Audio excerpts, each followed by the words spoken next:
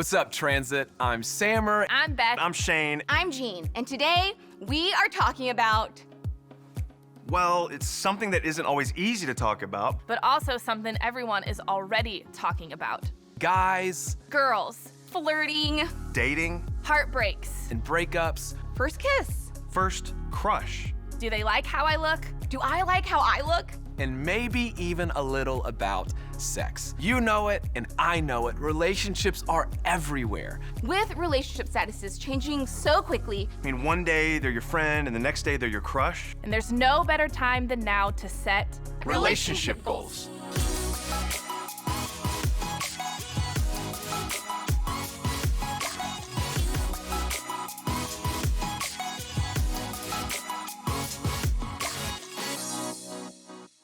today I want to start talking to you about how relationships are changing in middle school. I mean, think about it. When you were in elementary school, it wasn't a big deal to play with boys and girls on the playground. When I was in kindergarten, I remember playing on the swings with boys and girls at recess. I'm sure when you were in elementary school and kindergarten, no one made a big deal about who you sat next to in class. I mean, life was just so much easier back then, wasn't it? But as you got older, people started to notice those interactions. People noticed when a guy walked over to a girl in the car rider line, or when a girl played basketball with a guy during PE. And all of a sudden, it was weird. And then there was always that person who said, "Oh, do you like him? Do you like her? Are you all together?" How silly is that? Everyone played together in pre-K or kindergarten, and it was no big deal. So, what's the difference now? So what if you go talk to that girl or sit next to that guy? So what if you are texting with that guy or with that girl? Why should that be so weird? But the damage has been done, and the idea has been introduced and shared. Whoever was the first to make those comments or introduce these ideas ruined it for the rest of us. And ever since then, it's been awkward between guys and girls. Now everyone notices when that guy walks over to sit with the girls group at lunch. If something like that had happened 3 to 5 years ago, no one would have noticed. What happened? What changed? Why does all of this have to be so weird in middle school? Well, if you've ever thought about that or had questions about that, you picked the right day to be in transit. Reality is, things are changing in your life. You are moving towards adulthood, and that has a lot of implications. You're getting taller, and you're beginning to look like an adult. For the first time, you're having to figure out how to treat someone you like. And I get it. This is where it really gets awkward. But we need to get to the bottom of this. Seriously, what do you do when you like someone? A lot of times, people want to jump right into dating or even marriage, but that's not what we're talking about today. What we're talking about is, what do you do when you start having feelings for someone? Or when you think you might have feelings for someone? Or will have feelings for someone in the future? How do you treat the people you're having feelings about? And what do you do about it in middle school? It almost seems easier to figure this out when you're older. You know, like when you can drive or when you have a job and money to actually go on dates with people. You know, when you have more freedom. But what do you do now? Shouldn't you be liking someone? Is there something wrong if you don't have feelings for someone yet?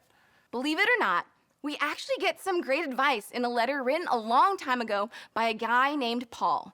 He was writing a letter to his friend Timothy, and he was experiencing something similar. Timothy was single, but he was growing up in a culture where it wasn't appropriate to date at his age. He was in the stage of life where it was awkward and weird to like someone. He couldn't date in the way we think of dating. So, what should he do? This is what Paul said. Treat younger men as brothers, older women as mothers, and younger women as sisters with absolute purity. You're probably already thinking, ugh, gross, please, no. I don't want a guy to treat me like I'm his sister, or even worse, his mom. Paul, that is terrible advice. But wait, let's look at this again. You see, Paul wasn't saying to see others as actual family, but instead to value everyone as you would value your family. To value something is to consider something very important and to know its worth. We all like the idea of someone being interested in us, and that someone should value you enough to know how important you are. A guy or girl that values you the same way they value their sister, brother, mom, or dad. I know there are times when your brother just gets on your nerves or your sister is driving you crazy. But think about that day. They are actually nice to you. That day you'll be thankful for them because you actually see how much they love you. That's the type of value we should be looking for and the kind of people we should be when it comes to people we like. I'm going to be honest with you. The next few years of liking others, dating, and school dances are going to be awkward and at times really tough. The good news is you have each other. You have your small group and small group leaders to talk about this stuff. We truly hope your transit small group is the safest place for you to talk about anything. We hope you feel comfortable opening up and telling them what's going on in every part of your life, including your crushes, your dating life, and your relationship goals. The truth is, there are tons of people who make it through middle school and they really enjoy it. When I reflect on my own middle school experience, there were some good relationships and some not so good relationships. I think what I learned and what Paul points out in his letter to Timothy is we shouldn't rush to make any relationship romantic before we need to. There are always consequences when we sexualize or romanticize a relationship. It alters it.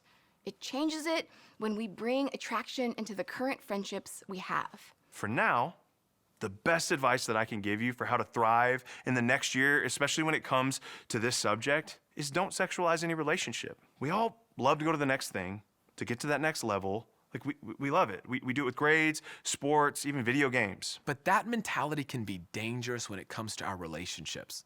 Pushing a relationship to the next level can lead to heartbreak and potential regret. I think Paul's advice to Timothy is great advice for these middle school years. Treat each other like brothers and sisters. Protect and fight for each other like brothers and sisters. If the person you like doesn't treat your friends well, they aren't going to treat you right either. If the person you like doesn't do the friendship well, what makes you think they will do the dating level well? If we're being honest, we haven't always gotten this right either. Maybe you haven't treated people with the value Paul talked about with Timothy. But it's never too late to start. The challenge for us today is not to make goals for the next 10 years of our lives. In other words, don't get too off track thinking about what your future spouse is going to look like. That may not be in God's plan for you now. The best thing to do today is to make a plan for this year. From now until this time next year, what do you want your relationships to look like in the romantic area of your life? How do you want to be treated by others? How can you treat others well? So, as you're going to group, think about this question because this is how we're going to get started in the conversation today. What does it look like to date at your school?